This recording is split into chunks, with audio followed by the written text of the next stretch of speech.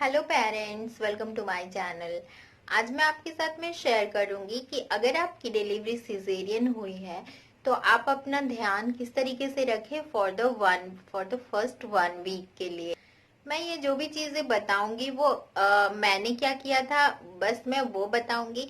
और मुझे लगता है कि अगर आप किसी की एक्सपीरियंस से कुछ सीखो, कुछ जानो, तो वो चीजें ज्यादा समझ में आती है। तो आइए वीडियो को स्टार्ट करते हैं। 18 सितंबर को 1 PM के अराउंड में मेरा ऑपरेशन स्टार्ट हुआ था और हाफ एन आवर का 45 मिनट के करीब लगे थे पूरे प्रोसीजर को कंप्लीट होने में। और उसके बाद में मुझे शिफ्ट कर दिया गया था रूम में। तब तक मतलब मुझे पेन वगैरह कुछ भी पता नहीं चला था, और क्योंकि हम उस टाइम में कॉन्शियस होते हैं तो हमें पता लग रहा होता है कि क्या हो रहा होता है। मतलब पेन तो पता बिल्कुल भी नहीं चलता है, लेकिन बाकी सारी चीजें हमें पता होती है कि क्या हो रहा है। रूम में लेके जाया गया तो फिर वहां पे एकदम से स्ट्रेट लेटा दिया गया था। तो इसी तरीके से लिटाया जाता है क्योंकि हमारे पेट में कट होता है, तो वो लोग मतलब बिल्कुल ही स्ट्रेट पिल्लो वगैरह वहां पे नहीं देते, तो पिल्लो नहीं दिया गया था। पैर भी ऊंचा किस तरीके से रख के उस तरीके से नहीं, बिल्कुल ही स्ट्रेट लिटा दिया गया था। तो फिर सब कुछ ठीक था, एकदम कंफर्टेबल थी मैं, मुझे पेन वगैरह कुछ भी पता नहीं चल रहा था। मैंने सबको आके बता दिया कि हाँ क्या हुआ था, कैसे हुआ था, किस तरीके से, मतलब बेबी को भी मैंने देखा था तो सब कुछ बताया मैंने। फिर उसके बाद में थोड़ी देर तक सबने बोला कि ठीक है आप सो जाओ, पर मुझे नींद नहीं आ रही थी तो फिर मैं नहीं सोई।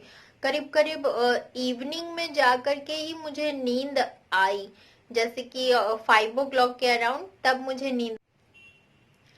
फिर मेडिसिन वगैरह तो चल ही रहे होते हैं, फिर बेबी को भी मेडिसिन वगैरह डॉक्टर दे रहे होते हैं उनके कंडीशन के अकॉर्डिंग। तो फिर क्या हुआ कि रात को मैं आराम से सो गई। तो ऐसे मिडनाइट में करीब 12 बजे के अराउंड तो काफी अच्छी से नींद आ रही थी, पर मतलब मेरे ख्याल से 12-1 बज रहा होगा तभी। तो क्या हुआ कि मुझे अचानक से जब सेंसेशन वापस आने लगता है पैर लेग, मतलब जो हमारा जो सुन किया जाता है उस एरिया में, तो फिर मुझे अचानक से पेन का पता चलने लगा, मुझे फील होने लगा। तो फिर मैंने बोला कि मुझे बहुत ज्यादा पेन हो रहा है।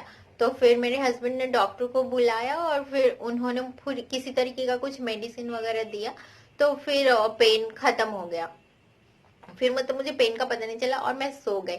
लेकिन जो चीजें अनकंफर्टेबल थी मेरे लिए वो थी कि क्योंकि हमें ऐसे स्ट्रेट बिल्कुल सोने की ऐसे आदत नहीं होता है, और अचानक से हमें ऐसे कोई लिटा दे तो बहुत अजीब सा लगता है। तो क्या कि ऐसे बैक पेन वगैरह स्टार्ट हो गया था, क्योंकि हम इस तरीके से हिल भी नहीं सकते, ऐसे करवट भी नहीं ले सकते, पैरों को भी मोड़ नहीं सकते, तो बिल्कुल स्ट्रेट लेटे लेटे काफी ज्यादा पेन हो जा रहा था। तो मेरे साथ में जो थे मैंने बोला कि मुझे काफी ज्यादा पेन हो रहा है। तो फिर अब क्योंकि सर्जरी हुई है तो बहुत सारे लोग डरते भी हैं कि पता नहीं क्या करना है क्या नहीं करना है इन लोगों इसे, तो थोड़ा बहुत इधर इधर ऐसे दबा दिया। लेकिन मतलब मैं सजेस्ट करूंगी कि आपके साथ में जो भी आपका केयर करने के लिए है उन्हें आप कहिए बेझिझक कि हाँ मुझे इधर पेन हो रहा है, क्योंकि लेटना तो पड़ता ही है, तो आप मुझे दबा दो। तो ये जो पेन जब आप वो ऐसे करके दबा भी देंगे तो काफी ज्यादा रिलैक्स फील करता है और आप आराम से सो पाओगे।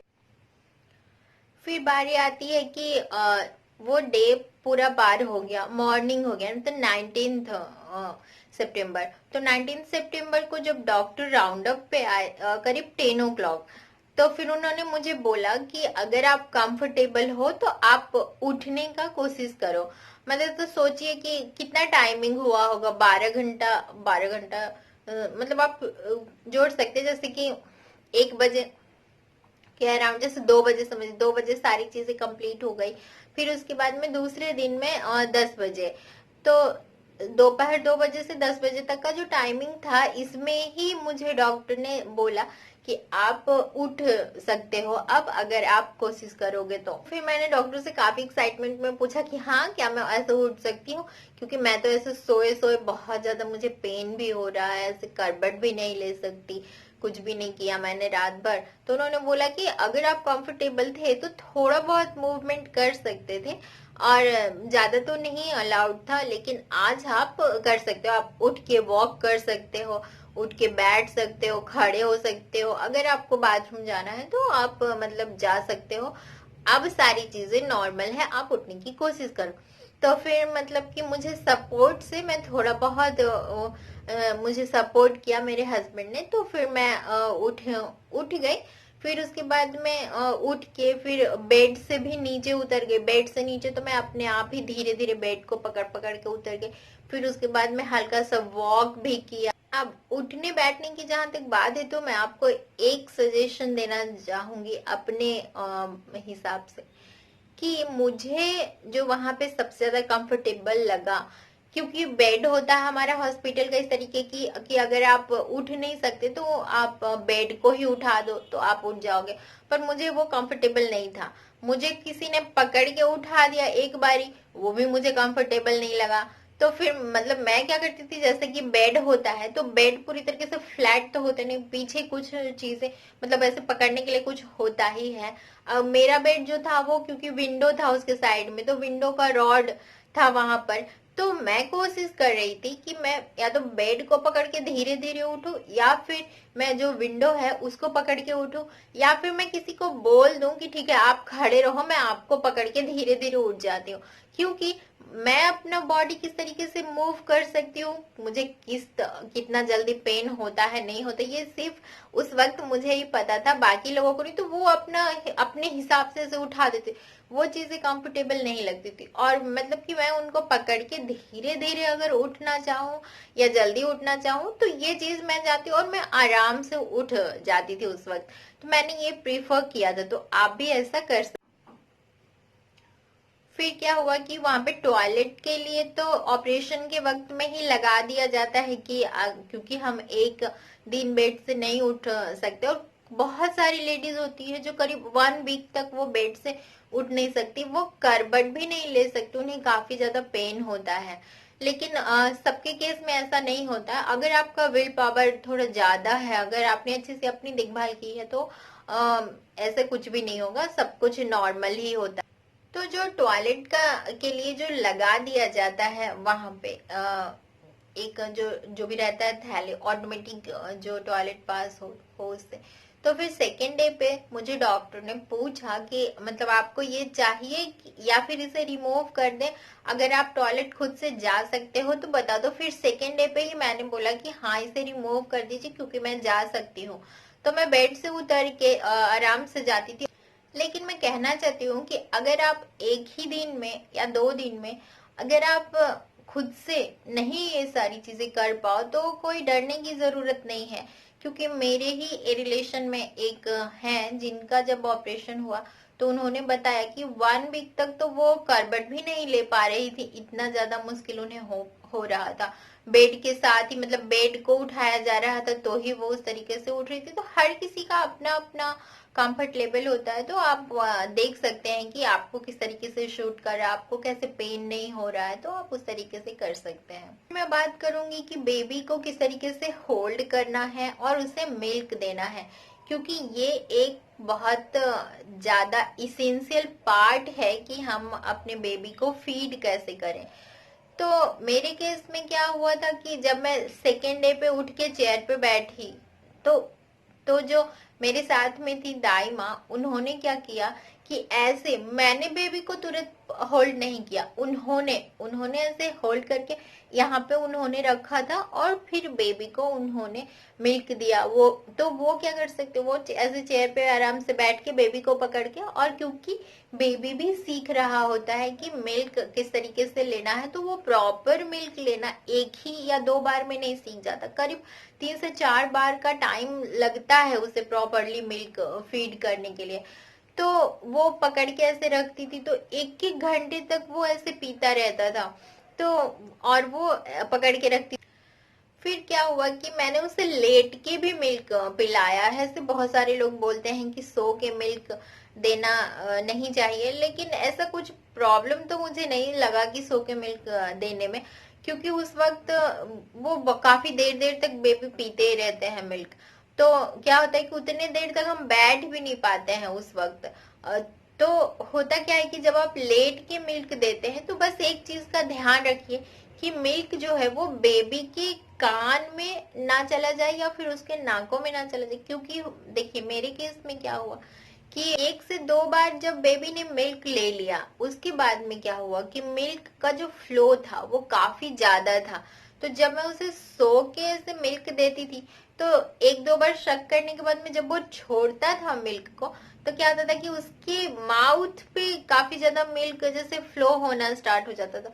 तो उस वक्त में उसे सांस लेने में प्रॉब्लम हो सकती है, उसके नाकों में, आंखों में, कानों में से जा सकता है। तो बस इस बात का ध्यान रखना है कि मिल्क जो है वो बेबी के माउथ में ही जाना चाहिए, किसी और भी जगह मतलब अदर पार्ट में नहीं चला जाए, जिससे कि उन्हें और कोई प्रॉब्लम हो। फिर 2-3 बार उसे मिल्क लेने के बाद में फिर मैं जब खुद ही उठ के बैठना स्टार्ट कर दी, तो फिर क्या हुआ कि 1-2 बार उठते उठते फिर उसके बाद में आप खुद ही उठना स्टार्ट कर दे, मतलब कोई कंफर्टेबली आप उठ सकते हैं। तो फिर उसके बाद में क्या हो कि डॉक्टर ने मुझे बोला कि आप खुद ही बेबी को पकड़ो और उसके बाद में आप उसे मिल्क दो। तो क्या होता था कि वहां पे बहुत सारी तैयारियां करके नहीं जाती, तो पिलो वगैरह उतना ज्यादा नहीं होता था। तो लेकिन फिर डॉक्टर ने क्या किया कि कहीं और से पिलो अरेंज करके फिर वो ले आए 2-3।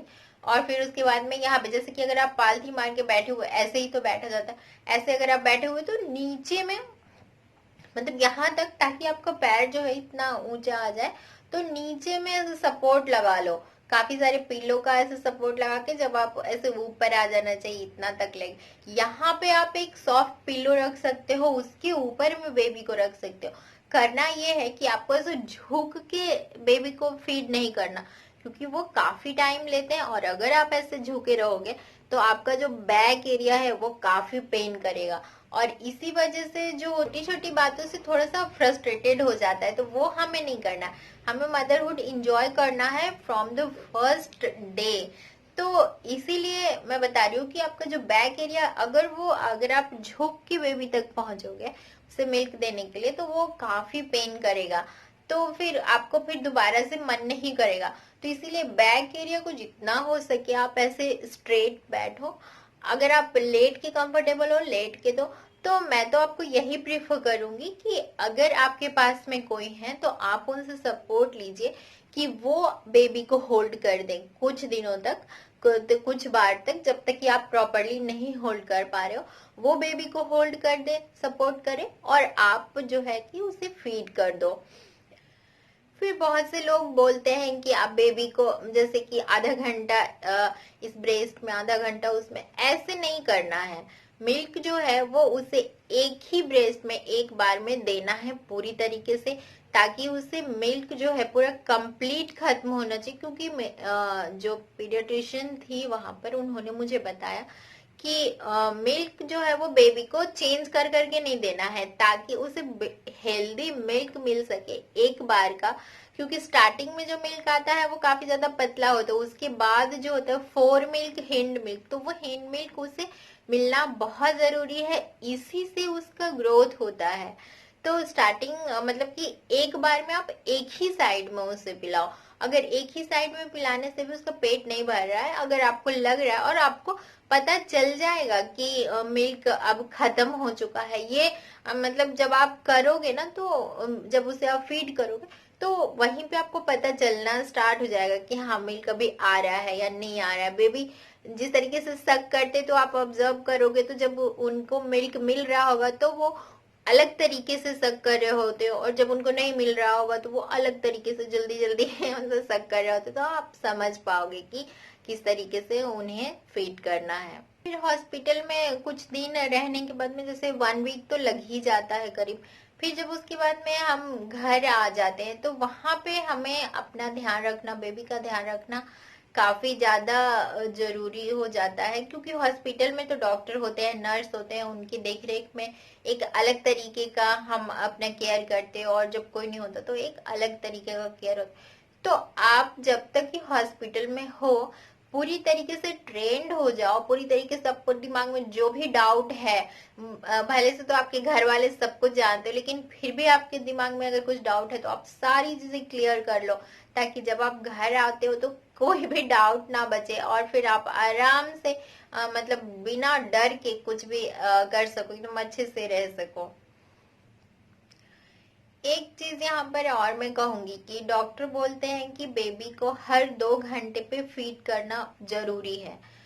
तो लेकिन मेरे केस में क्या होता है कि ठीक है, दिन जब वो जाग रहा होता है तो तब तो उसे तब जब तक कि वो जाग रहा होता तो वो सिर्फ मिल्क ही पीता रहता था, क्योंकि शायद शुरुआत में मिल्क अगर एक दो बार में उतना आता नहीं हो या फिर पता नहीं क्या था, लेकिन वो पूरा टाइम वो मिल्क पीता ही रहता था। जैसे जाग करके वो ऐसे खेल रहा हो, शुरुआत के टाइम में वो नहीं करता था, मिल्क पीते अब रहता था। फिर उसके बाद में जब वो सोता था तो सोता रहता था। तो क्या होता था कि 2 घंटा एक दिन नाइट में, मतलब दूसरे दिन के आसपास, जैसे 19, हाँ 19 का ही रात में मैंने उसे मिल्क देने का कोशिश, तो सारे लोग जैसे सब कुछ, क्योंकि पहले 2-3 दिन से काफी ज्यादा मतलब सब रेस्टलेस थे, तो जब वो लोग सो गए थे रात में, जो लोग भी मेरे साथ में हॉस्पिटल में थे, तो रात में तो मैं जाग रही थी, बेबी मेरे पास ही सो रहा था। तो देखा मैंने कि हाँ 2 घंटा हो गया है, अलार्म लगाया था कि डॉक्टर ने बोला है कि हाँ 2 घंटे के बाद देना है। तो फिर मैंने उसे उठाया सोते हुए और उसे मिल्क देने की कोशिश की। वो तो मिल्क लिया नहीं, काफी गहरी नींद में, क्योंकि न्यू बॉर्न बेबी जो होते वो एकदम आराम से सोते रहते। आप उन्हें मतलब कितना भी जगाने की कोशिश करो, जब तक कि वो नहीं जागना चाहेंगे वो सोते रहेंगे। मिल्क देने की कोशिश की, वो नहीं लिया, जबरदस्ती मैंने उसे उठाया कि नहीं नहीं मिल्क तो देना ही है 2 घंटे पे। तो फिर वो उठा नहीं, इतना रोया, और जब वो उठा इतना रोया, मिल्क तो वो पिया नहीं, और रो रो के हालत खराब, उसे सुलाने में ही वापस 2 घंटे लग गए। फिर मैंने बोला कि नहीं नहीं, मतलब मुझे ये से कुछ समझ में नहीं आया। फिर मैंने ये बात डॉक्टर को बताई नहीं कि उसने ऐसा किया, नहीं तो वो तो कहेंगे कि नहीं 2 घंटे में जरूरी ही है। तो बच्चे की कंडीशन देख करके जब चीजें होती है तो वो मतलब एक तरीके से काम करती है। अब मैंने देखा कि हाँ कंफर्टेबल से वो सो रहा है, उसका पेट भी भरा हुआ, मतलब वो अच्छे से मिल्क पी के सो रहा है, तो उसका सोना भी बहुत ज्यादा जरूरी है ताकि वो क्रैंकी ना हो। तो इसीलिए आप बीच में उठा करके उसे नहीं मिल्क दीजिए उस तरीके से। हाँ उठा के कोशिश आप कर सकते हैं कि हाँ 2 घंटे हो गए हैं या 3 घंटे हो गए हैं तो मैं उसे उठा के मिल्क दूं। अगर उसने लिया एक बार में तो ठीक है, नहीं लिया तो भी उसे सोने ही दे। वो भूखा से सोया होगा ऐसा कुछ भी नहीं है। और मेरा बेबी करीब अगर वो सोता था तो 3 से 4 घंटे तक वो आराम से सोता रहता था, मैंने देखा काफी अच्छे से ऑब्जर्व करके। और फिर उसके बाद में उठता था तो फिर मिल्क पीता रहता था, फिर उसके बाद में सोता था तो ऐसे ही वो सोता रहता था।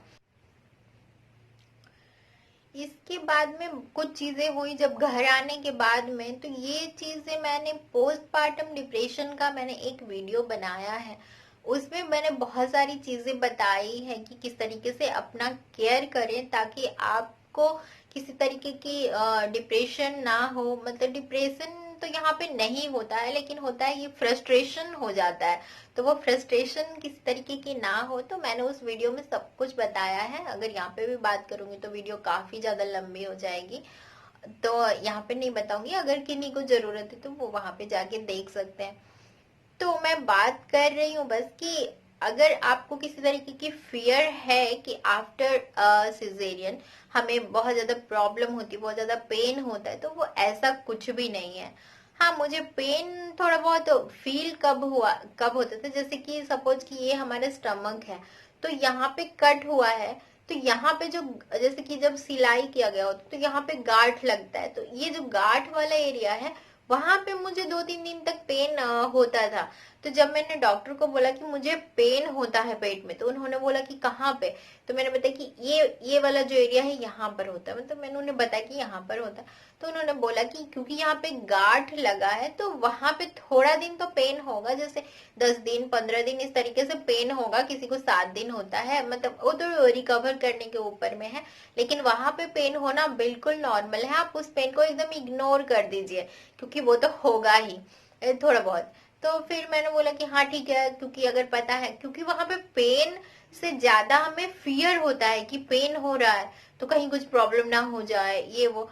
तो फिर डॉक्टर से पूछा तो उन्होंने सब कुछ क्लियर कर दिया, फिर सारी चीजें एकदम नॉर्मल ही थी, कोई टेंशन नहीं हुई सब कुछ। क्योंकि अगर आपका फर्स्ट बेबी है तो आप बहुत सारी चीजें सीखते हो, मतलब बहुत सारी क्या, सारी चीजें आप सीखते हो। अगर आपको सेकंड बेबी है मान लो कि फर्स्ट बेबी सब कुछ ठीक ठाक नॉर्मल हो गया, सेकंड बेबी सिजेरियन से, तो भी डरने की बात नहीं, क्योंकि आधा चीजें तो आपको पहले से ही पता है। सिर्फ अगर कुछ चीजें मतलब चेंज हुई है, तो वो बस आपके फिजिक में चेंज हुई है कि किस तरीके से आपका थोड़ा बहुत खाने पीने में चेंज हुआ होगा, थोड़ा मतलब पेन तो पता ही नहीं चलता है।